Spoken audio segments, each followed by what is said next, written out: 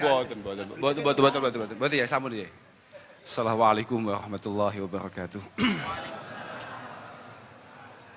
Alhamdulillah wa syukurillah wassalatu wassalamu ala sayyidina maulana Muhammad ibn Abdullah wa ala alihi wa ashabihi alladhina hum hudatul ummah. Amma ba'dah, la hawla wa la quwata illa billah.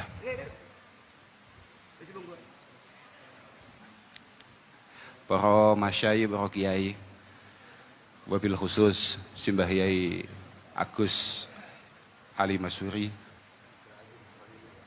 Romo Kiai Abdul Azim Khalili, Romo Kiai Bahauddin Nur Salim, Agus Reza Ahmad Zahid, Dokter, oh ngaten nggih. Oh sampun dokter ya nggih. Kok mboten tasakuran ya? Kiai Haji Abdus Salam Sahib niki sahibul wilayah. Sederek kawula Agus Fahim Fuad Jazuli saking Ploso. Para hadirin hadirat ingkang kawula mulyakaken. Duka napa kok siang niki menggah kula sangat luar biasa sekali. Antusiasnya sangat luar biasa sekali. Kula mboten paham, ini pada dasarnya yang sangat memiliki daya tarik siapa ndak paham. Sangat mungkin nggih Gus Bahak. Sangat mungkin Gus Reza. Nggih. Nggih.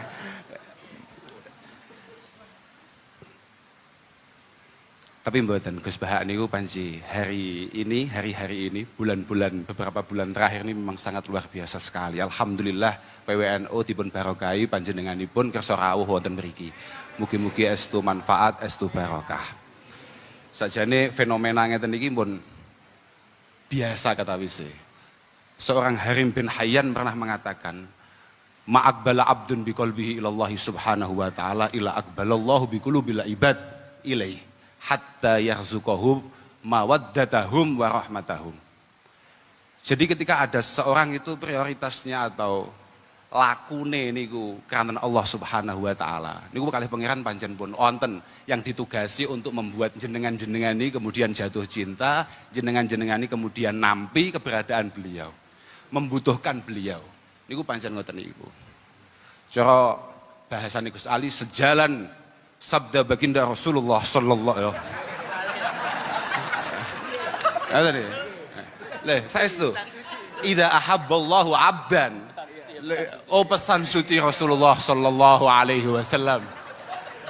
Idza ahabballahu 'abdan nada Jibril. Nalika Allah Subhanahu wa taala menika tertarik lagi remen kalih kawulane, katakan misalnya sinten Gus Salam, tak Gus Bahak, nopo sinten, nada Jibril. Isine nida, isine dawuh, innallaha yuhibbu fulanan fa'ahibbah. Allah, aku saiki lagi demen kambek Bahak. Demen awakmu. Fayuhibbuhu Jibril. Kemudian malaikat Jibril kemudian mencintai orang tersebut.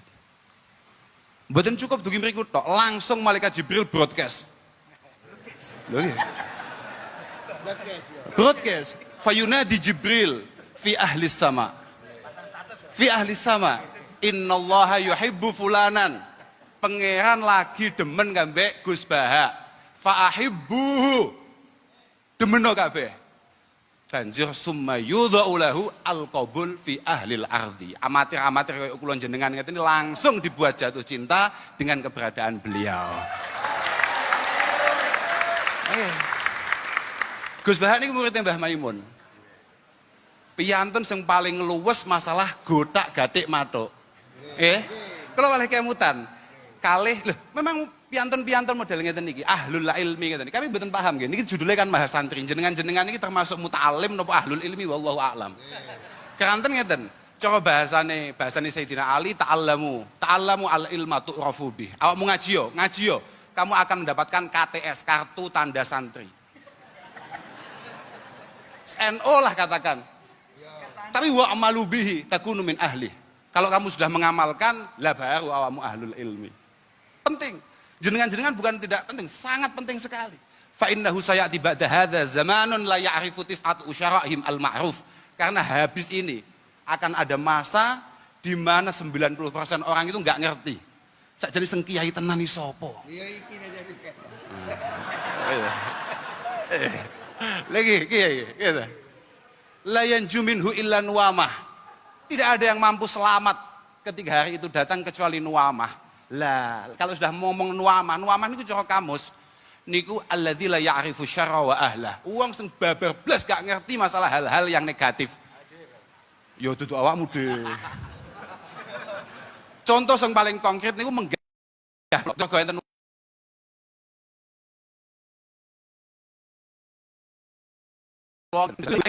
wa ahlah. Mboten pirsa Gus Bahanu. Gus Bahanu HP-ne juwadul.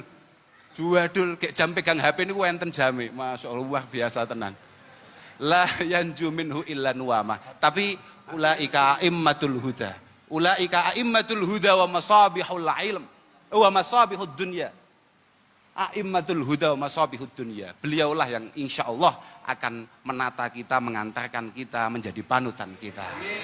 Yang paling prinsip ciri ini napa dawuh Sayyidina Ali, laisu bil masayih, masayih jamak misyah, laisu bil masayih wala madzail budzur. Mereka adalah orang-orang yang sama sekali tidak provokatif dalam ucapannya, boten suka mengumbar keburukan-keburukan orang lain. Nah inilah. Nggih. Lah balik malih teng masalah niku wau, gotak-gatik matuk niku. Kula malih kemutan. Kalih napa ingkang dipun dawuhaken wonten Bu Jeromi Alal Khatib. Al ilmu itu salah satu ahruf. Ilmu itu napa nggih cara bahasane pondok istilahnya balungan kata. Belungan kata. Napa lek bahasa Indonesia niku gak paham kula. Kosakatane niku ana telu. Ainun wa lamun wa mim. Fal ain niku tajurru sahibahu yakni sahibal ilmi ila illiyin. Sebagaimana Gus Ali tadi nanti illiyin akan dibahas oleh Gus Bahak. Wa ma adraka ma illiyun. Nah niku Gus Bahak sing paham. Oke. Lah saestu walam niku taj'aluhu latifa. Ora ana kiai sing ngaji tenan banjur tidak memiliki rasa kasih sayang terhadap orang lain. Gak duwe rasa welas kambek wong liya, gak ana. Mergo bahasa latif menika istilahnya adalah sahibur rifqi wal adab fil muamalah. Muhadzabul akhlak. Beliau memiliki budi pekerti yang baik. Niku latif. Wal mim niku taj'aluhum malikan 'alal ibad. Mim mampu membuat sahibul ilm menjadi pemimpin untuk kita semua. Fa bi barakatil ngeten. Fayu'tihillahu bi barakatil ain al izzah. Pun yen pirsa piyambak. Bagaimana Gus Bahak? Wus anggere wong pengen ngejak foto, anggere wong pengen sungkem. Wa bi barakatil lam yu'tihi al-latafah. Jenengan pirsa piyambak dawuh-dawuh adem. Sopo koyok potensi surga. Adem. Loh. Sopo ae? Sopo ae? Tapi nggih cocok lho, cocok. Kanten napa meneh ngeten iki pun pasti. Mangka nafitolabil ilmi kanatil jannah fitolabih. Wong kok pas ngaji iku tulisan status WA on the way surga. Lho saestu saudara saya Sayyidina Ali bantah dosa awakmu. Coba bahasane Gus Bang bantah neraka. Lha tenan iki. Wagane temriku niku terus dipun terasaken kalian Sayyidina Ali. Fa bi barakatil lam fayu'tihillahu bi barakatil lam al-latafah. Wa bi barakatil mim menika al mahabbata wal mula'amata wal mahabah. Dengan mimnya saja, mime al ilmu tok menika orang sahibul ilmi, seorang alim menika kemudian dicintai, serba luwes, serba matuk. Model pripun mau matuk? Gus Bahak kan biyen pacane sing ngene-ngene iki tok. Luwes ora karuan, arep lungguh nang dia pantes. Modele piye cetuk sapa ya wis ngeten iki bentuke, tapi panggah menarik dan tetep wibawa.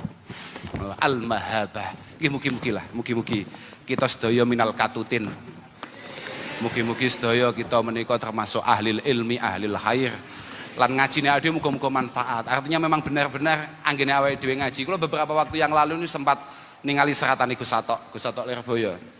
Jadi man talabal ilma liya'mala bihi menika kasarahu ilmu wa man talabal ilma li ghairil amal menika zadahu kibron. Amal niku penting. Seberapapun panjenengan sering ngaji dateng Gus Bah, mesti nyen arep sare ngaji Gus Bah, nang mobil ngaji Gus Bah, nang dindi ngaji Gus Bah, muga-muga sedikit banyak ada yang panjenengan amalkan. Fa'amal walau bil usyrikaz zakah tahruj binuril ilmi min julumat. Dawe ya Allah ya Rabbi ya Karim Hudzaifah ibnul Yaman dipun dawuhaken ten mriku niku. Awakmu kabeh innakum fi zamaniman cara redaksi ngoten Pak. Kula niki gak pati iso bahasa Indonesia nggih. Innakum fi zamaniman taraka bi usri ma ya'lam halak. Niki nalika Hudzaifah ibnul Yaman ndawi santri-santrine. Awakmu kabeh berada di masa di mana kamu meninggalkan 10% saja dari apa yang kamu ketahui, kamu akan hancur, kamu akan cilaka, kamu akan dihisap akan itu. Tapi wasayati zamanuman amila bi usri ma ya'lam naja. Akan ada masa di mana mereka melakukan 10% saja dari apa yang ia dengarkan, dari apa yang ia lihat, insya Allah selamat. Lah niku awake dhewe Pak, niku awake dhewe. Penting banget kita menika mendapatkan panutan, mendapatkan guru yang tepat. Karena situasinya hari ini kayak seperti ini. Pundi-pundi niku macam-macam guru. Lah niku tunggu delok guru sing sanate jelas Pak. Ojo sak-sake Pak. Ojo sak-sake. Jangan kemudian karena panjenengan misalnya nuwun sewu iso maca Arab utawa iso paham bahasa Arab kemudian panjenengan gak golek guru. Dawi Ibnu Khaldun niku, "Malam yusyafi aliman bi usulihi fayakinuhu fil muskilati dzununu." Orang yang sama sekali tidak pernah bertemu dengan gurunya, tidak pernah musyafahah, napa nggih bahasa Indonesia gak roh? Tatap muka. Bertatap muka, mboten nate ngerti kalih gurune. Apa yang mereka yakin itu pada dasarnya hanya sebuah perkiraan-perkiraan yang sama sekali bukan keyakinan. Lah Gus Bah niku wonten pundi-pundi ngaji, saenten kiai mriki niki kabeh duwe guru, kabeh duwe sanad sing jelas. Kabeh jelas niku. Gus Bah niku kan titik-titik dawuh. Cara guru kula Mbah Maimun, cara guru kula Mbah Maimun. Mesti ngoten niku. Watak santri niku ngoten niku. Pancen kudu ngoten niku. Lek mboten ngoten niku malah bahaya banget. Lha meneh kok guru kula Asy-Syaikh Al-Allamah Gogel radhiyallahu taala anhu. Waduh. Wis ngajine Gogel, translate terjemahan, komentar. Masya Allah, kan mesakne Gus Salam sengaji puluhan tahun. Penghinaan nih, lo saya itu pelecehan. Mugi-mugi mungkin ngawasi Gus Bah sakit kita rasapi dengan baik dan pada akhirnya nanti bisa kita amalkan. Kula kinten cekap niku sakit kula aturaken nyonton pangestu Gus. Mugi-mugi semangat ya udah ngaji niki mboten namung kanten panjenengan mawon tapi nggih setiap kali diajak ngaji bolo-bolo niki semangat sedaya. Kula kita cekap niku akhiran wal afu minkum. Wassalamualaikum warahmatullahi wabarakatuh. Hadirin jamaah rahimakumullah berbahagia, untuk selanjutnya ngaji Mahasantri Milenial. Dalam hal ini sepenuhnya akan saya serahkan kepada moderator, kepada Al-Mukarram wal Muhtaram Dr. Kiai Haji Reza Ahmad Zahid, pengasuh Pondok Pesantren Lirboyo. Kami haturkan.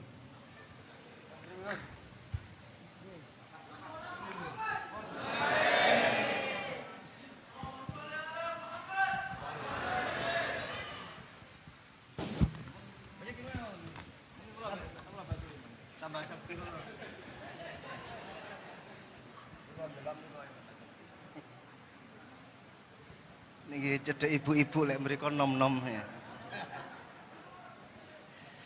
Assalamualaikum warahmatullahi wabarakatuh. Langkung semangat malih, kula dongakno sing jawab salami semangat, utang-utangi ke sahur kabeh. Kula dongakno sing jawab salami semangat, insyaallah bojone tambah istiqomah maksud kula.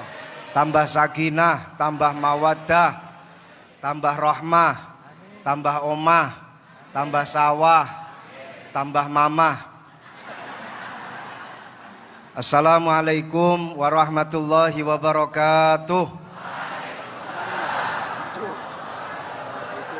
Bismillahirrahmanirrahim. Alhamdulillahi rabbil alamin. wa bihi nasta'inu ala umuri dunya waddin. Allahumma sholli wa sallim ala sayyidina wa maulana Muhammad wa ala alihi wa sahbihi ajma'in. Amma ba'du. Para kiai ingkang kawula mulyakaken, Mbah Kiai Agus Ali Masyhuri, Mbah Kiai Azim, Mbah Kiai Soleh Hayat, sedaya para kiai ingkang kawula mulyakaken. Para gawagis Gus Baha, Gus Alam, Gus Kausar, Gus Fahim, Gus Khalil, sedaya para gawagis nawaning hadirin hadirat ingkang dipun mulyakaken Allah Subhanahu wa taala. Hados awale niku ngeten. Awale niku kemarin itu ketika rapat kita ini oyo-oyoan. Siapa yang jadi pembandingnya Gus Baha? Dan siapa yang jadi moderatornya Gus Baha? Pokoknya tetap pematerinya itu harus dua. Satu pembanding, satu pemateri.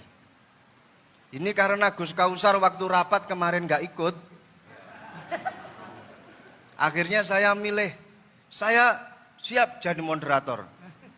Saya kok mau dibandingkan sama Gus Baha, sorry.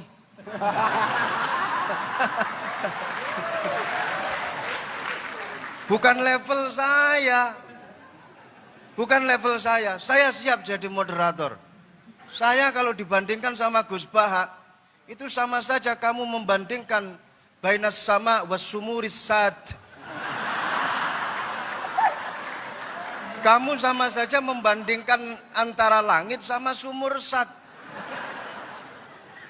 Jadi akhirnya kemarin keputusan rapat, saya berhasil memegang tongkat moderator dan pembandingnya Gus Baha ini adalah Gus Kausar. Dan acara ini aneh, moderatornya ditaruh di tengah. Pematerinya yang pertama sudah paring dawuh Gus Kausar. Jadi nanti jenengan kalau ada pertanyaan kepada Gus Kausar monggo. Setelah itu nanti setelah saya nanti Gus Baha.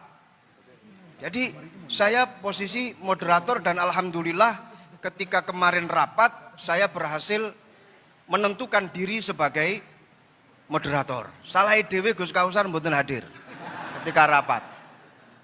Dan ini memang cepet-cepetan kemarin. Ketika rapat itu cepet-cepetan. Saya bilang kepada Mas Dosi, saya harus moderator. Bukan bandingan saya itu Gus Baha. Sorry. Sehingga saya ini tugasnya untuk menghidupkan acara ini. Sedangkan Gus Kausar nanti yang insya Allah akan dihisap oleh Gus Baha.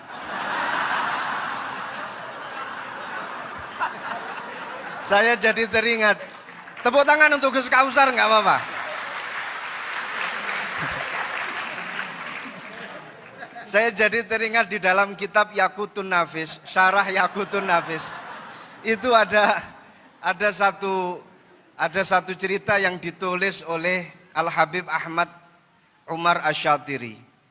Habib Ahmad bin Umar Asyatiri ini diperintah oleh gurunya, Al-Habib Abdullah bin Umar Asyatiri. Habib Abdullah Asyatiri romonipun Al-Habib Salim Asyatiri, Al-Habib Hasan Asyatiri. Beliau nulis kitab Yaqutun Nafis. Kitab ini disyarahi oleh putra beliau yang bernama Muhammad bin Ahmad Asyatiri. Di situ beliau menceritakan ada seorang sayyid ini punya dua amat. Suatu ketika dua amat itu diajak tidur bersama. Amat, saya tidak akan menjelaskan amat itu apa dan apa yang dilakukan oleh sayyid dengan kedua amat itu. Tapi yang jelas ini bukan kasus milkul yamin yang ada di Jogja, lain. Ini dua amat betul-betul difungsikan oleh seorang sayyid tadi itu. Ketika dua amat itu sudah tidur di samping kanan kiri si sayyid, amat yang sebelah kanan itu berusaha menghidupkan apa yang sebelumnya itu masih tidur. Enggak usah saya sebut. Setelah yang mati sebelumnya itu hidup, amat yang satunya yang sebelah kiri itu langsung naik ke atas dan menikmati yang sudah hidup tadi itu. Akhirnya kedua amat itu berdebat. Kamu kurang ajar, kok sudah bisa memakai padahal saya yang menghidupkan. Di dalam bab Ihyaul Mawat, barang siapa yang menghidupkan bumi yang masih mati, maka dia berhak untuk SHM. Berhak untuk punya surat hak milik itu. Amat yang kedua bilang, nggak bisa. Di dalam babus soed, kalau kita sedang berburu, siapapun yang berburu, tapi kalau dia yang mengenai sasarannya, maka dia yang menikmati. Nah, ini kedua amat berdebat. Yang satu dengan hujah Ihyaul Mawat, yang satu dengan hujah babus soed. Dua-duanya kemudian eker-ekeran, dan alhamdulillah si Sayyid paham dengan bahasa fikih, paham dengan pembahasan fikih. Alhamdulillah kedua amat tersebut kemudian dibebaskan, dimerdekakan oleh si Sayyid. Nasib saya dengan Gus Kausar sama. Saya yang Ihyaul Mawat, beliau yang soed. Saya yang menghidupkan, beliau nanti yang menikmati Gus Baha.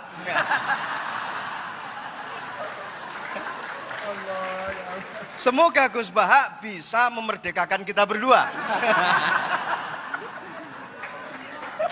Ini. Jadi awal saya dijadikan sebagai dijadikan sebagai pembanding, moh tenan. Ngojo sampai jadi pembanding, pendamping saya gelem.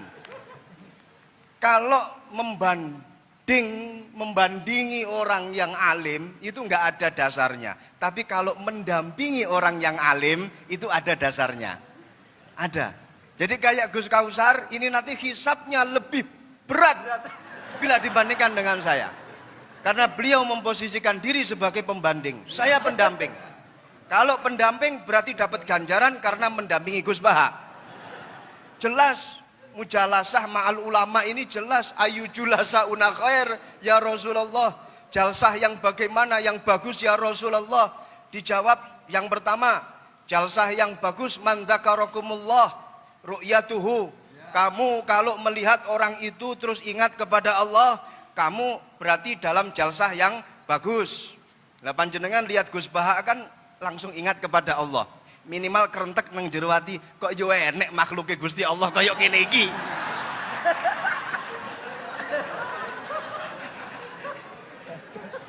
Yang kedua, dawuhnya Rasulullah, man zada fi ilmikum mantikuhu. Jadi lek ngrungokno omongane Gus Baha mesti tambah ilmune. Apa maneh Gus Baha itu kalau ngomong itu mesti diwolak-walik. Masya Allah, sehingga memberikan angin segar kepada kita ketika kita pada posisi yang terpepet. Beliau itu saya ingat ketika beliau dawuh masalah medsos, yang Gus Ghafur itu bilang kita jangan sampai menjadi objek korban medsos. Gus Baha malah berpikir sebaliknya. Kata siapa kita menjadi victim dari medsos? Kita ini yang punya peranan untuk mengatur medsos. Jadi sebenarnya kita ini subjek, bukan objek. Nah, ini pemikiran Gus Baha selalu dibolak-balik seperti itu. Sampai-sampai bojo sing sering diseneni karo bojo wedok dibela sama Gus Baha. Ada itu di dalam YouTube-nya. Iya itu. Jadi laki-laki yang sering dimarahi oleh istri sebaiknya diam, nikmati saja, minimal pakai gili kuping itu sudah selesai semuanya. Itu dibela sama Gus Baha. Dan ini memang pengalaman pribadi Gus Baha.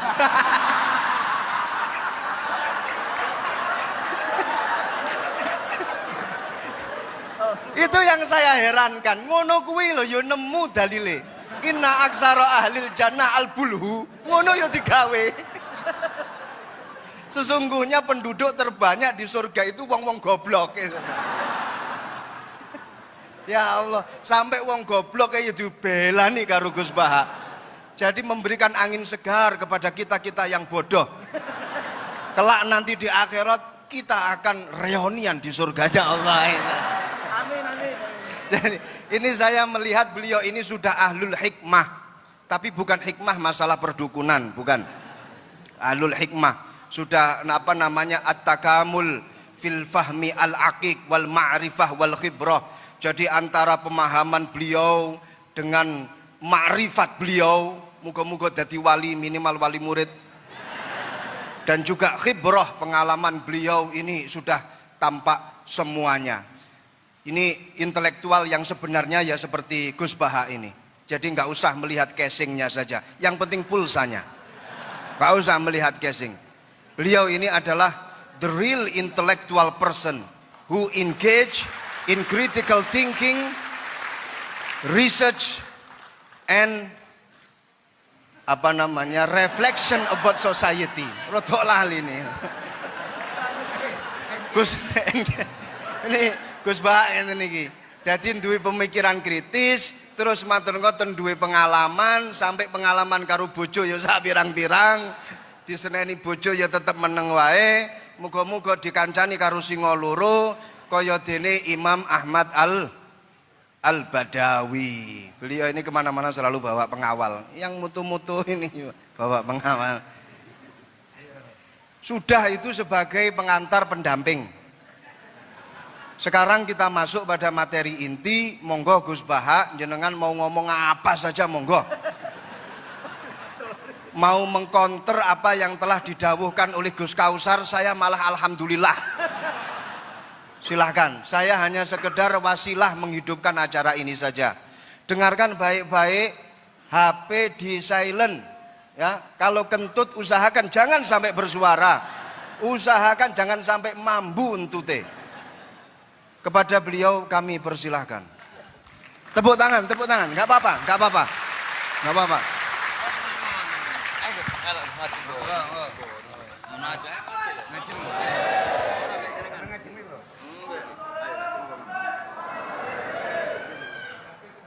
Mendamping.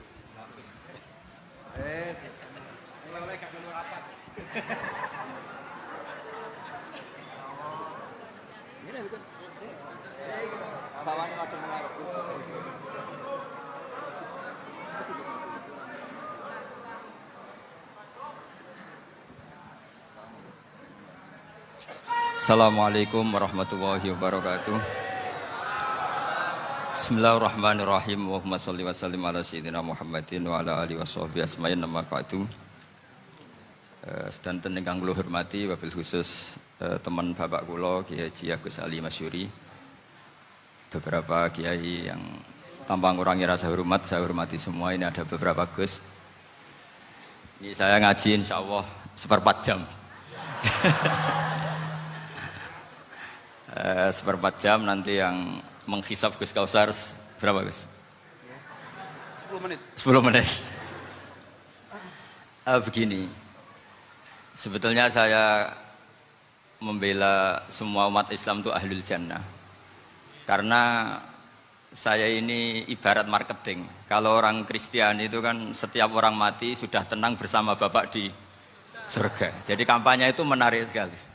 Sementara kita sudah kiai, sudah imam masjid, sudah ulama, masih saja dikhawatirkan su'ul khotimah. Ini kalau kampanye ini tidak imbang, ini nanti saya takut kalah. Makanya saya bilang pokoknya semua orang mukmin itu ahlul jannah. Karena memang asli hadisnya seperti itu, man qala la ilaha illallah dakhalal jannah. Bahwa kemudian ada beberapa kiai yang mungkin wataknya itu pesimis, kemudian bikin sekian aturan-aturan yang sebetulnya itu cerminan dari pesimisnya, terus akan-akan masuk surga itu susahnya bukan main. Nah itu saya tidak setuju, karena tadi pasti kalah dengan kampanye sebelah yang setiap orang mati dibilang sudah tenang bersama Bapak apa? Di surga. Jadi ini penting. Terus kedua saya bilang agama ini sudah begitu baik. Masa kunci surga sudah dibocorkan, miftahul jannah la ilaha illallah. Masa sudah pegang kuncinya nggak jadi masuk surga, itu kan aneh. Ya sudah masuk saja, tapi tidak usah minta bantuan saya, masuk aja, kan sudah pegang kuncinya. Terus ketiga, kenangan terburuk saya ketika jadi kiai itu gini, saya ada beberapa guru SD datang ke saya. Ini agak-agak masalah besar. Gus boleh enggak buka ujian nasional yang masih disegel? Semua guru bilang nggak boleh, itu kriminal kan. Ada satu guru yang bikin analogi agak kacau. Boleh saja. Wong ujian di kuburan saja dibocorkan para kiai nggak apa-apa. Itu.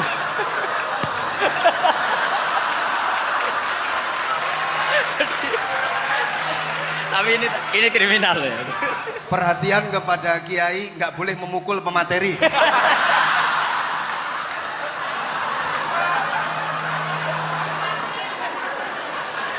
Jadi tentu itu analogi yang salah kan. Marrobuka kan, Tuhan kamu siapa, Nabi kamu. Tuhan kamu siapa, Nabi kamu siapa, imam kamu siapa. Ini kan sudah dibocorkan oleh para kiai. Artinya apa? Nak raiso jawab kebablasan gitu. Terus guru ini berpikir kalau ujian akhirat sekrusial itu saja bisa dibocorkan, kenapa ujian nasional tidak boleh? Tentu ini kias yang salah, saya tidak ngajari seperti itu. Tapi saya ngajari ke kalian betapa mudahnya masuk surga. Kunci jawaban sudah dikasih, kunci pintu masuk sudah dikasih. Kok sampai tidak masuk, ini kebablasan. Paling salah gurunya. Jadi ini kenapa saya sering cerita orang mukmin semuanya itu min ahlil jannah, itu saya jamin. Sama tidak usah takut su'ul khotimah, tidak usah takut berlebihan seperti itu. Karena setahu saya, setidaknya saya mewakili ulama zaman ini, rata-rata guru kita ini bermadzhab Syadzili dalam berkeyakinan berpikir tentang Allah. Di antara ini yang mulai saya ngomong serius, supaya tadi kan guyonannya sudah diambil Gus Reza sama Gus Kausar. Saya tahu kenapa mereka guyon, kalau ngomong serius takut kalah sama saya.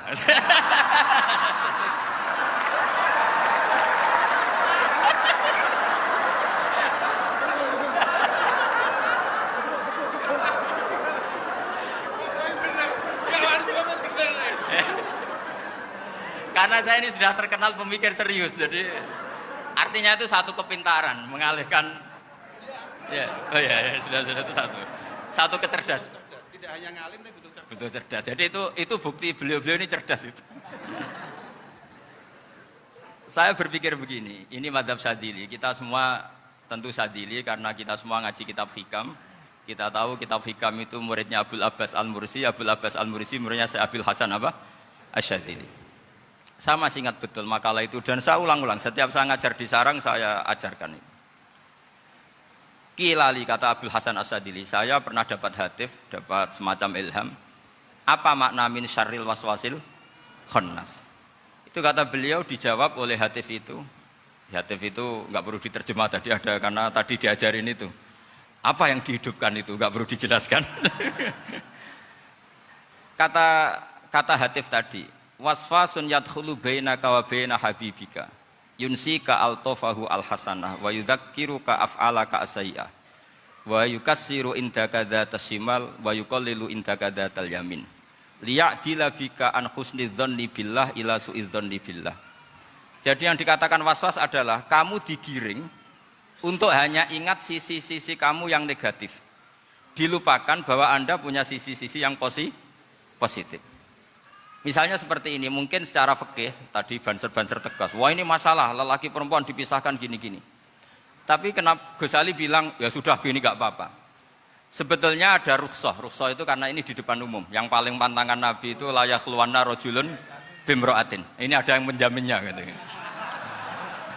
Malah khawatir saya di sini dipisah tapi setelah berduaan nggak bisa. Jadi toleransinya karena ini di depan umum. Itu masih ada toleransinya. Layak luwana rojulun bimro'atin. Begitu juga ketika kita dosa, misalnya kita dosa. Orang Islam setiap dosa itu pasti ingat salahnya, kemudian istighfar. Dan ketika satu kebaikan dibandingkan keburukan, itu kata semua ulama, karena sayyi'ah itu bernilai 1, kebaikan bernilai apa? 10. Itu masih surplus berapa? 9. Jadi itu cara berpikir Abul Hasan Asy-Syadzili. Kenapa kamu harus berpikir positif tentang Tuhan? Sekali berpikir tentang negatif, itu bahaya betul. Misalnya begini, kamu berpikir tak rewangi jadi kiai, sujud, rukuk, ternyata aku tetap lebu neraka. Gunanya apa? Itu menurut saya kan nggak punya akal. Sujud itu satu kelaziman menghamba kepada Allah. Normalnya seorang hamba itu ya sujud. Kemudian gara-gara kamu ingin masuk surga, terus logika kamu dibalik. Gunanya apa saya sujud? Ternyata saya masuk neraka. Itu pertanyaan yang benar-benar bodoh dan itu menjadikan Allah benci. Logikanya dibalik begini. Ini saya ngomong serius karena ini bentuk kemenangan saya ini bentuk kemenangan saya. Saya berkali-kali ngomong di kota pelajar di Jogja karena banyak pengujinya juga. Bukan sekedar pendamping tapi penguji. Banyak yang profesor, bukan sekedar dokter, banyak yang profesor. Jadi biar ini dok. Begini, saya pernah ditanya sama seorang dosen, Gus, saya ini ngaji hadis banyak, tapi ada yang saya tidak paham, yaitu mangkola la ilaha illallah dakhalal jannah, ada kalimat wa in zana wa in saroko. Meskipun pernah zina, pernah maling. Ini kan seakan-akan mentoleransi perzinaan dan pemalingan. Terus saya bilang, oh makna hadis itu seperti ini. Jadi kebenaran absolut, kebenaran yang mutlak itu tidak akan terganggu oleh status perilaku seseorang. Saya berkali-kali memberi contoh. Orang yang ditangkap KPK akan bilang 1 tambah 1 2. KPK-nya juga bilang 2. Rivalitas dalam politik, Pak Prabowo ya bilang 2, Pak Jokowi juga bilang 2. Orang yang zaniyah, yang lonte pun akan bilang 2. Muftinya juga bilang 2. Ketua MUI-nya juga bilang 2. Artinya gini, kebenaran yang absolut adalah kebenaran yang siapapun akan meyakini seperti itu. Seperti 1 ditambah 1, 2. Kamu punya musuh bilang 2. Kalau ibu-ibu ini punya maru ya marunya bilang 2 tadi tambah mama. Enggak tahu saya terjemahnya apa tadi. Nah, kebenaran yang absolut itu kebenaran yang siapapun pasti mengakui. Dan uniknya begini, saya pernah ngaji acara himmah, acara pondok sarang di Demak. Kalau kamu bilang 1 ditambah 1 menjadi 2, untuk mengatakan 2 itu kamu butuh hadiah enggak? Mereka semua jawab enggak. Kita semua enjoy saja mengatakan tembok itu putih. Kenapa? Karena memang putih. Kita mengatakan 1 tambah 1 2 karena memang kita tanpa presentasi dapat hadiah, dapat penghormatan. Kenapa untuk mengatakan Allah itu Tuhan kita butuh surga? Memangnya kalau tidak ada surga Allah tidak jadi Tuhan? Ini problem orang soleh-soleh yang terlalu pesimis. Makanya nanti orang-orang soleh itu masuk surganya berat. Tapi kalau orang alim lebih gampang kira-kira seperti itu. Iya, karena kan imannya lebih bagus. Dalam hadis qudsi Allah ini yang dibuli orang-orang soleh. Laulam akhluk jannatan wala naron alam akun ahlan an uto'ah. Dalam hadis qudsi itu. Kalau saja saya tidak menciptakan surga dan neraka, apa saya tidak jadi Tuhan yang perlu ditaati?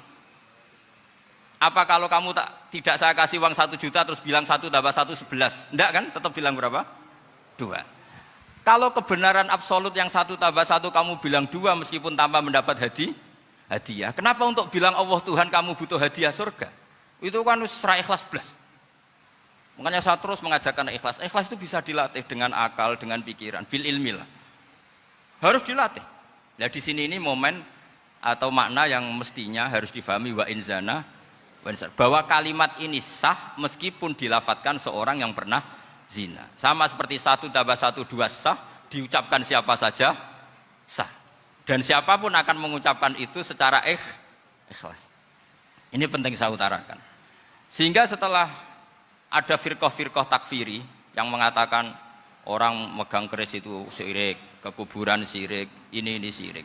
Itu salah besar. Salahnya adalah tadi kalimat-kalimat atau kebenaran-kebenaran absolut ini sudah jadi sibghatullah man ahsanu minallahi sibghah. Kalimat ini begitu absolut di hatinya orang mukmin. Sehingga ketika terganggu oleh hal-hal yang adat istiadat kayak pegang keris, kayak apa, ini tidak mengganggu. Tetap kualitas iman ini di atas keyakinan adat membawa apa keris.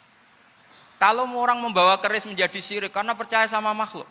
Orang misalnya kejawen kalau nggak bawa keris nggak nyaman. Orang kota itu kalau nggak bawa ATM juga nggak nyaman. Itu tidak dihukumi syirik.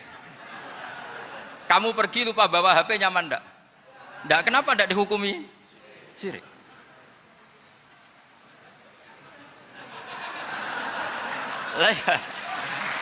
Jadi ini logika-logika. Jadi makanya ini Gus Reza boleh ngeritik saya. Saya tuh berkali-kali bilang, saya termasuk ulama yang mau bikin gerakan cangkem elek. Karena nanti kalau saya nisbatkan ke Rasulullah itu tidak pantas karena Nabi ahsanan nasi khalqaw wa khuluqa. Tapi saya siap jadi bempernya Rasulullah sallallahu alaihi wasallam. Pernah ada diskusi di Jakarta, ini kisah nyata. Apa dalilnya setelah sholat salaman? Mana hadisnya? Itu dijawab hadisnya tentu kita kesulitan. Kalaupun ada hadisnya dhaif semua yang masalah musafahah. Akhirnya mau tidak mau dijawab pakai cangkem elek. Boleh enggak kamu setelah salam nyalain HP yang off? Boleh. Boleh enggak ke kamar mandi? Boleh. Oh berarti kencing boleh, nyalain HP boleh, yang enggak boleh itu ingat Allah. Karena mereka mengkritik wiridan, ngeritik salam. Akhirnya mikir deh. Ada enggak hadisnya orang setelah sholat nyalain HP? Enggak ada kan? Tapi mereka nyalain HP enggak hambatan, tapi untuk salaman masalah kan. Ke kamar mandi boleh, tapi untuk wiridan enggak boleh. Akhirnya mereka sadar, oh iya. Lama-lama dibisi gini yang kelompok itu. Kamu itu korban aliran supaya kamu enggak ingat Allah, ingatnya HP-nya. Sehingga orang wiridan kamu kritik, orang nyalain HP enggak kamu kritik. Itu kelompok itu adalah kelompok orang-orang yang supaya orang Islam itu lupa Tuhannya. Itu gerakan cangkem elek, tapi jadikan orang sadar. Jadi ini penting. Jadi kalau kamu tidak bisa bela agama dengan jalan yang lurus karena tidak bakat itu, nggak apa-apa pakai cangkem elek tadi. Karena nggak mungkin gerakan ini dinisbatkan kepada Rasulullah Shallallahu Alaihi Wasallam. Kalau soal sanad, saya punya sekian sanad tentang itu, tapi tidak usah kamu ikuti. Ada orang tanya, ya Pak Kiai kalau setan dibakar di neraka panasan enggak? Ya panasan. Lo kan setan dari api, ngapain harus panasan? Kan materinya sama. Terus Kak Kiai tadi gak kesulitan, dia ngambil pasir, disawero di wajahnya. Wah sakit Kiai, kamu kan dari tanah, kena tanah kok. Jadi itu ada sekian, artinya gini ya, kalau kesulitan jawab pakai baik-baik ya sudah pakai cangkem elek itu aja kan. Tapi tentu kan gerakan ini tidak mungkin dinisbatkan kepada para nabi. Tapi saya pastikan meskipun nggak bisa dinisbatkan kepada para nabi dari segi cangkem elek tadi, tapi secara semangat itu sama. Saya punya sekian contoh. Benar Gus Riza tadi gojok saya ngawur-ngawurnya itu masih punya sanad. Itu pas saya ngawur pun masih punya apa? Sanad. Nabi Ibrahim itu ketika faja'alahum juzatan illa kabirallahum itu si berhala paling besar dikasih kapak. Ketika mereka geger, ini siapa yang berhala kecil? Kata mereka, sami'na fata yadhkuruhum yuqalu lahu Ibrahim. Ya kira-kira Ibrahim lah gitu. Terus setelah Ibrahim didatangkan, siapa yang melakukan ini semua? Ini jawaban Nabi Ibrahim, bal fa'alahu kabiruhum hadza. Ya tanya yang bawa pedal, saya kan enggak bawa kan. Terus kata orang-orang, otak kamu itu di mana? Masa berhala disuruh nanya, kan enggak bisa ngomong.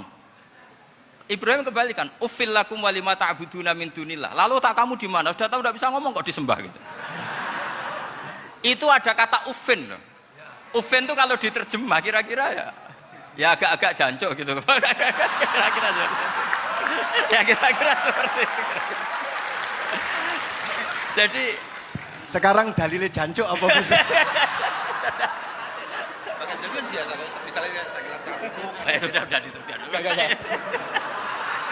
Gimana? Jancuk itu dari daksu, dak tinggalkanlah suan perkara sing elek. Krono ilate wong Surabaya kakean rawon, akhirnya ngomongnya jancuk. Gitu.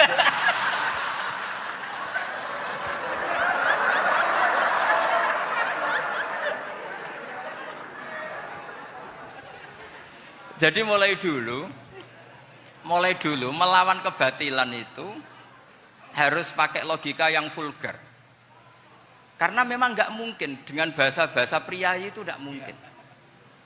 Dan ini penting saya utarakan. Nah, kalau nanti nggak mungkin dinisbatkan kepada Rasul karena Nabi adalah ahsanan nasi khalqa wa khuluqa, kita yang ngambil alih saja. Gus Reza, saya, Gus Kaustan ini cara cangkem elek kan pantas. Luas. Selain bakat ya sudah natural. Karena memang itu cara kita menjelaskan kebenaran. Saya ulang lagi, itu cara kita menjelaskan apa? Kebenaran. Mau tidak mau. Saya pernah ditanya sama seseorang, Gus, beberapa nabi itu kan poligami. Poligami itu bukti hipersek. Karena yang tanya itu orang nasionalis yang nggak pati senang Islam. Terus tak balik tanya, perempuan itu makhluk lemah enggak? Ya lemah. Kalau nolong lama satu itu gimana? Ya baik. Kenapa nolong dua jadi tidak baik? Harusnya kalau nolong tiga tidak baik. Tapi saya tidak dukung poligami. Nah, ini cerita saya. Setidaknya mereka jadi ingat. Saya itu pernah ditanya agak-agak orang ateis. Dia benci Islam tapi neliti Islam. Pertanyaan kedua, kenapa dalam perang itu seakan-akan Nabi itu perampok? Hartanya orang kafir disita kemudian menjadi ghanimah. Itu kan kayak ngerampok. Terus saya tanya gini, Kalau ada penjahat ke rumah kamu, kemudian pakai senjata api, setelah kamu ringkus, itu senjata api kamu kembalikan apa kamu sita? Oh ya saya sita, kalau tak kembalikan dipakai ngerampok lagi. Ya sama seperti itu, kalau kekuatan mereka dikembalikan, ya akan dipakai kekuatan mereka lagi. Jadi, ya lagi-lagi ini kemenangan orang serius. Karena nanti guyonnya sudah dintekno sama Gus Safa sama Gus Riza. Nah kenapa saya ngajar begitu rileks, begitu santai? Karena pikiran saya sederhana. Fa'innal uqula muttarratun ila qabilil haq. Akal sehat pasti dipaksa menerima apa? Kebenaran. Sehingga kebenaran itu tidak usah kamu ngomongkan secara serius, secara tidak perlu. Kebenaran itu mudah diterima. Saya itu pernah ngaji berkali-kali di Jogja di mana-mana sampai ada buku seorang dokter nulis tesisnya itu bangga lagi menjadi muslim setelah ngaji saya itu. Karena saya menerangkan itu ringan. Orang Islam itu harus mencintai Allah. Ciri utama cinta itu tidak tegang, rileks. Saya bilang begini, kalau kamu pernah 1 tahun digratisi orang rumah, makanan, kamu kira-kira itu mudah nggak mencintai orang yang berjasa sama kamu minjemin rumah dan kasih makan gratis? Mudah kan? Apalagi kita ini mudah mencintai orang yang minjemin mobil 1 tahun, ngasih rumah 1 tahun, apalagi selamanya. Kenapa kita tidak mudah mencintai Allah yang memberi kita bumi, air, oksigen, semuanya kita dikasih Allah? Akhirnya mereka mikir, wong mencintai seseorang yang ngasih dalam durasi 1 tahun saja mudah, apalagi mencintai Allah yang ngasih kita tanpa batas. Itu disebut walladzina amanu asaddu hubbal lillah. Orang mukmin itu mudah sekali mencintai Allah. Caranya dilatih tadi. Kita mudah mencintai orang yang berjasa sama kita. Kenapa tidak mudah mencintai Allah yang tentu jasanya lebih besar? Nah, karena akhir-akhir ini banyak orang yang terlalu nazir, terlalu kata Nabi kan basyiru walatu nafiru yasiru walatu asiru. Sehingga saya bikin gerakan. Pokoknya semua orang mukmin pasti masuk surga. Nanti soal ada kesalahan-kesalahan kecil yang menjadikan orang su'ul khotimah itu sifatnya kehati-hatian. Jangan menjadi hukum. Hati-hati itu tidak menjadi hukum. Kalau kamu nyupir hati-hati itu bukan berarti pasti kecelakaan, enggak. Hati-hati itu ya hati-hati saja, tidak menjadi hukum. Ini penting saya utarakan karena kubu sebelah kampanyenya sudah tadi, setiap mati mesti tenang bersama Bapak di surga. Sementara kita mau kampanye, kamu sholat tidak mesti diterima, haji tidak mesti diterima, jadi kiai tidak mesti masuk surga. Coba kalau kita kampanye gitu terus, yang mau jadi muslim itu siapa? Jadi ini sudah tak perhitungkan matang-matang, saya milih macam seperti itu. Ya ini saya pikir sudah, ini pembandingnya supaya punya waktu. Saya suka sekali. Nah ini yang sesi terakhir ya, sesi terakhir. Saya akan cerita fikih karena Nyun sewu Gus, ada iklan sebentar dari ibu-ibu, pentolan mic kurang dekat ke mulutnya Gus Baha. Sehingga suaranya tidak terdengar sampai ke belakang. Oh, gitu, pentolannya ya? Didekatkan Gus ke mulut. Ini kalau ngomong konotasinya itu mesti nyerempet. Sudah apa ya? Sudah ahlinya di situ. Ya malah ada di situ.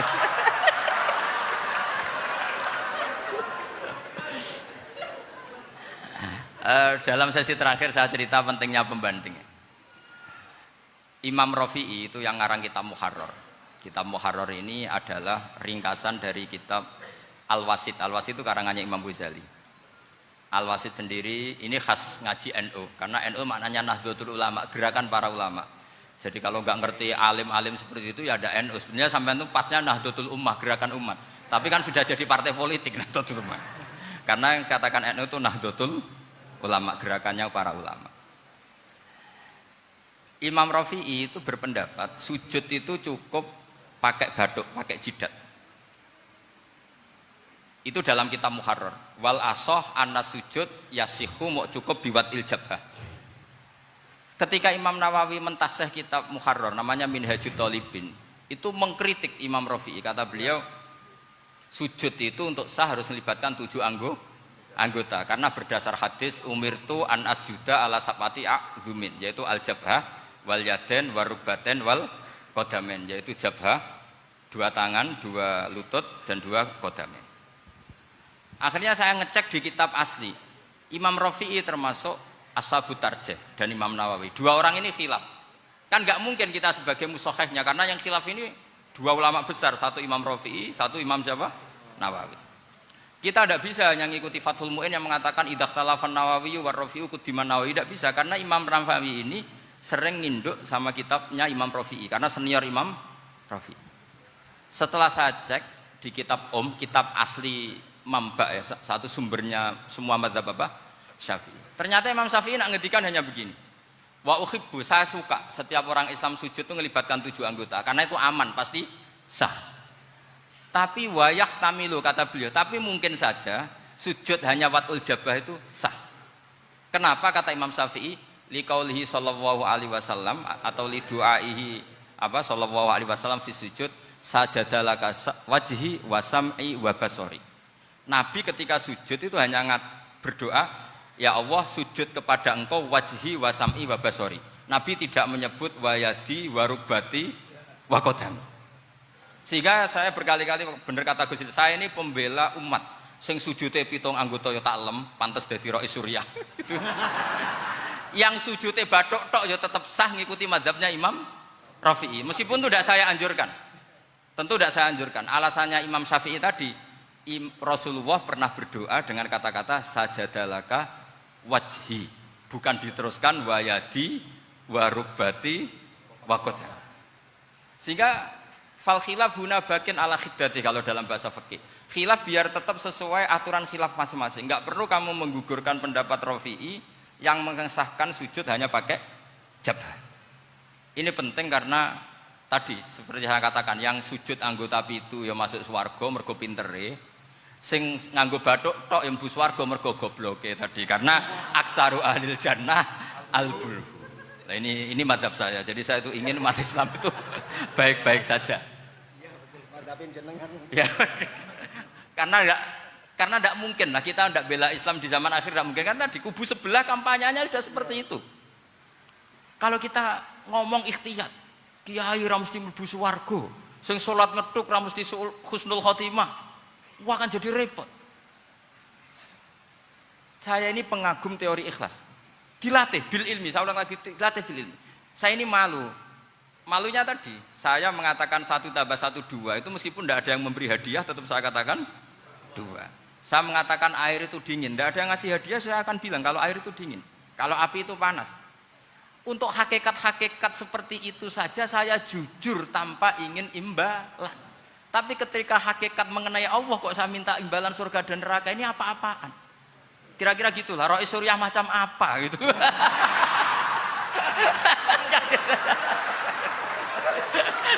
Ya saya kira demikian. Assalamualaikum warahmatullahi wabarakatuh. Waalaikumsalam warahmatullahi wabarakatuh.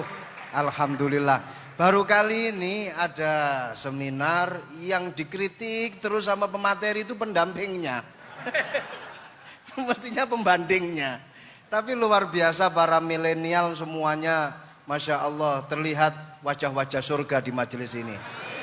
Walaupun toh yang hadir tidak semuanya milenial, ada post milenial juga di sini. Ada yang Gus dan juga ada yang Kiai. Kalau Gus biasanya kan masih bisa tolah-toleh, kalau Kiai harus fokus. Tapi yang paling fleksibel di PWNU Jawa Timur, yang paling enak itu adalah beliau, Kiai Haji Agus Ali Mazhuri. Enaknya pripun? Dadi kiai ya iso, dadi Gus ya iso. Itu posisinya paling enak di antara pengurus-pengurus yang lain. Tepuk tangan untuk beliau, enggak apa-apa. Langsung saya buka pertanyaan. Yang ditanya 2 orang, jangan pendampingnya. Yang ditanya 2 orang. Kalau enggak Gus Baha, Gus Kausar. Saya hitung sampai 10, nggak ada pertanyaan, kita tutup dengan doa. 1, 10. Ada yang 2 mawon, nggih, pertanyaannya 2. 1, monggo. Yang perempuan, saya ingin yang perempuan, monggo. Sudah 2, silakan.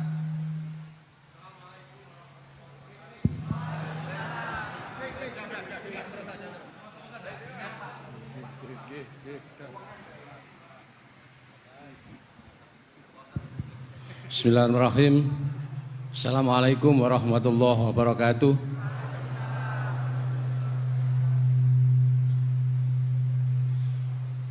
Yang saya ingin tanyakan kepada Gus Baha, Saya itu sering ngaji lewat YouTube panjenengan Gus.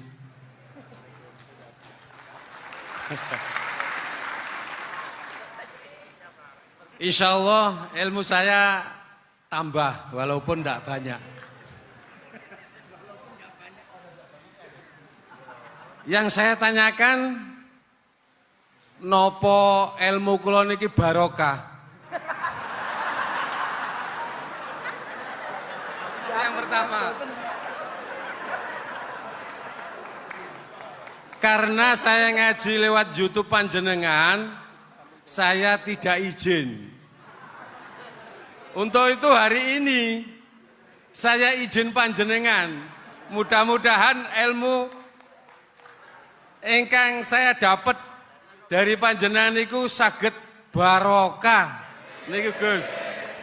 Terima kasih. Wassalamualaikum warahmatullahi wabarakatuh. Waalaikumsalam warahmatullahi wabarakatuh. Langsung mawon Gus nggih, yang satunya dulu. Siapa aja? Oh gitu. Monggo Gus. Itu tetap barokah dan kebaikan itu mah nggak perlu minta izin.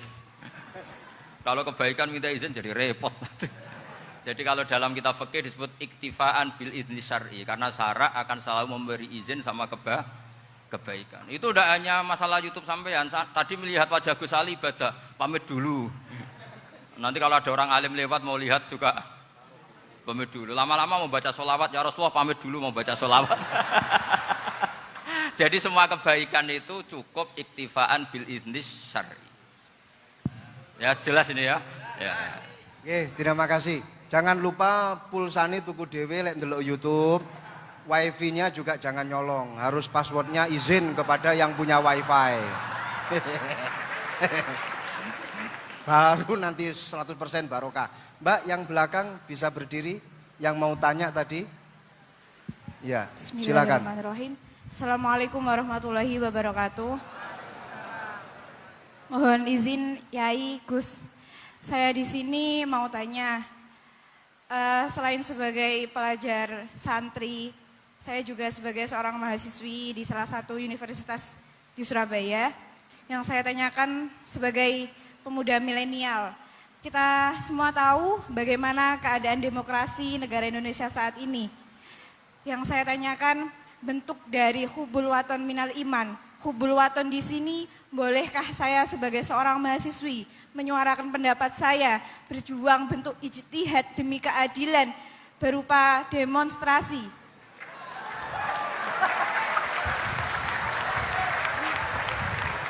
Ngapunten. Yang saya tanyakan di sini, bagaimana menurut Gus, apakah saya melakukan demonstrasi ini sudah baik atau sangat baik atau mungkin perlu dikaji kembali? Terima kasih. Wassalamualaikum warahmatullahi wabarakatuh. Hubungan antara demonstrasi dan hubbul wadon minal iman.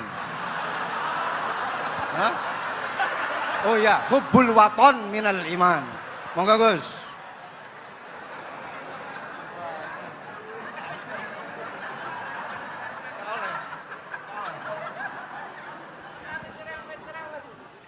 Ini benar-benar ahli.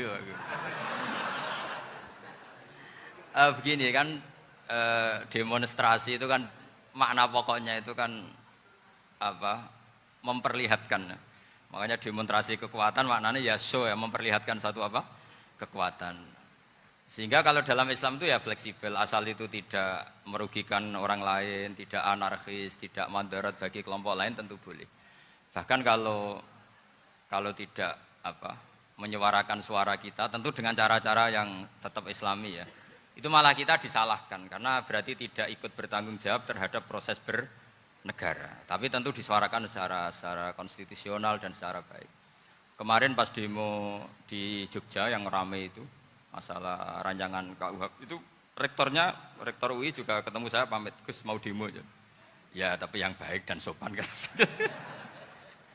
karena begini ya, di Quran itu ada ayat walau la daf'uhin nasa ba'dahum bi ba'dil la fasadatil ard. Jadi kekuatan manapun itu harus dikontrol. Tentu kontrol itu macam-macam. Tapi tentu saya ulang lagi, jangan anarkis, jangan melakukan sesuatu yang kontraproduktif. Jadi menurut saya pernah ditanya, Gus kalau pemerintah itu didukung 90% rakyatnya bagus enggak? Ya bagus, berarti presidennya hebat, didukung mayoritas rakyat. Kalau hanya 55 ya bagus. Presidennya biar tahu, biar hati-hati karena dipilih separuh lebih sedikit. Gitu. Lah kok bagus semua? Ya emang harapan kita sama Allah semuanya baik semua kata saya gitu.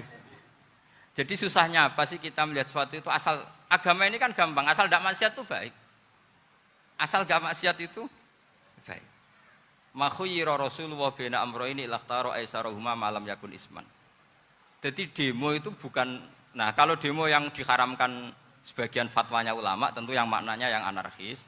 Kalau yang dihalalkan tentu maknanya yang tertib. Itu biasa dalam hukum fikih. Rasulullah ngendikan A, mahmalnya seperti ini.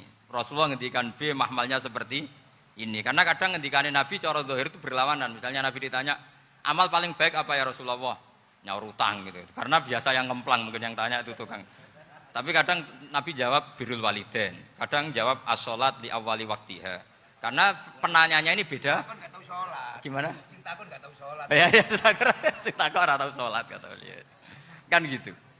Jadi ini penting saya utarakan karena zaman Nabi itu ya biasa Nabi misalnya ngendikan sesuatu itu. Terus ada juga sahabat yang memperlihatkan pendapatnya. Tapi tidak niat bantah. Masyhur itu dalam tarikh. Saya beri contoh yang masyhur itu. Nabi pernah sholat duhur itu 2 rakaat. Sebagian riwayat mengatakan asar, tapi yang lebih kuat itu duhur.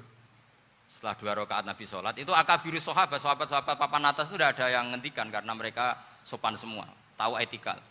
Setelah Nabi pulang sudah dekat pintu, ada sahabat yang berdiri. Ya Rasulullah, aku siroti sholatu amnasita. Ini sholat model kosor, apa engkau lupa? Tapi sahabat yang nggak tanya, ini niatnya malah lebih agak-agak buruk. Baguslah kalau sholat terbaru 2, berarti besok ya 2. Karena pakai teori nasah mansuh, berarti hukum itu pakai yang terbaru. Jadi gayanya tidak tanya, tapi lebih sama mungkin yang setuju undang-undang tadi ya tentang rumah tangga, kalau istri nggak mau dikumpuli tetap dipaksa, nanti suaminya bisa dilaporkan ke pengadilan gitu. Saya pasti mikir saya bukan masalah pengadilannya, pasti istrinya cantik. Kalau jelek kan nggak mungkin dipaksa. Ini ketularan. Jadi saya cara berpikir tuh, jadi tak pikir lucunya saja, bukan pikir serius. Ketularan ya sudah ketularan ini. Karena keburukan itu mudah nular. Akhirnya Nabi kembali lagi, enggak, kullu dzalika lam yakun, semua itu enggak terjadi. Tapi Nabi sebagai orang yang sangat, ya sebenarnya enggak boleh dibahasakan sangat demokratis, sangat bijak. Nabi kembali lagi ke mimbar terus tanya, ahakun maqalahu dzulyaten, apa betul yang dikatakan dzulyaten tadi? Kata sahabat semua, betul ya Rasulullah, tadi engkau sholat hanya 2 rakaat. Nabi kemudian takbir lagi, meneruskan 2 rakaat terus salam. Artinya kalau demonstrasi itu dengan makna mengutarakan pendapat dengan cara yang dijamin konstitusi, ya itu kan normal-normal saja, nggak ada masalah. Saya pernah dari Bapak, itu ada pertanyaan yang benar-benar mengusik saya. Ada orang miskin datang ke Bapak, Pak Yai, jadi wong melarat itu ra enak. Sajane ya wis suwe dadi melarat ra enak. Itu pas Ramadan. Kenapa kata Bapak? Bapak saya itu teman akrabnya Gus Ali, senengannya ya guyon, mau meninggal aja masih guyon. Bapak itu guyon terus. Kenapa ya? Sudah puasa nggak makan, buruh orang, macul itu kan berat. Mau istirahat nggak boleh karena buruh orang. Enak jadi wong sugih puasa diam di rumah gini-gini terus. Terus kata bapak saya gini, enak wong melarat. Jadi wong sugih nak puasa berat. Kok sakit ya? Esok mangan pecel, awan rawon, enggak sore sidik sate. Jadi yang harus ditinggalkan itu banyak. Nak sampean kan biasa meninggalkan itu semua. Semenjak itu dia, oh iya, nak ngono podo-podo abot. Jadi hasutnya pada orang kaya terus nggak ada. Nah ini pentingnya ilmu, jadi pentingnya pendamping tadi itu. Setelah diberi jelasan, oh maturun ternyata podo-podo abot gitu. Dia nggak tahu susahnya jadi orang kaya. Ya sama seperti tadi, ya saya puasa, kerja gini-gini, bojo sitok elek, terus dari yang bojone 4 cantik semua, abot aku. Karena harus ninggalkan 4 yang cantik tadi, yang bisa menghidupkan tadi itu. Itu kan juga demonstrasi, artinya mengutarakan apa yang, jadi itu saya pikir seperti itu. Ya ini, pokoknya gitu aja. Assalamualaikum warahmatullahi wabarakatuh. Waalaikumsalam warahmatullahi wabarakatuh. Tepuk tangan untuk beliau. Kita doakan semoga beliau sehat walafiat, panjang umur, jembar rezeki, jembar urip, jembar awak, tambah rezeki, tambah bojo. Doa dari Kiai Agus Salim Masyuri. Saya serahkan kepada Gus Salam. Gus, ini mau dilanjut? Enggak usah khawatir, jenengan enggak akan dihisap. Iya, ini dilanjut atau sudah off sampai di sini? Sambun? Sambun? Lanjut? Gus Bah, ada acara pesawat jam berapa nanti, Gus? Pripun Yai? Doa mawon. Sampun nggih. Monggo saya serahkan kepada